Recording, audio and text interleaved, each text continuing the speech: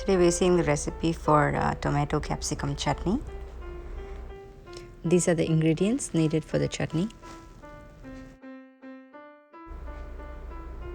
So you need to add 1 tablespoon of urad dal and 1 or 1.5 tablespoons of chana dal and a few pieces of dry red chili, and you have to roast these till they're nice and golden in color, and then remove it from heat, cool it down, and then make it into a coarse powder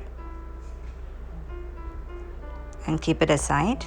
And then add the chopped capsicums and tomato in a pan and then cook it well. Once it's cooled, add it to the ground dal and then grind it with some salt, and now it's ready.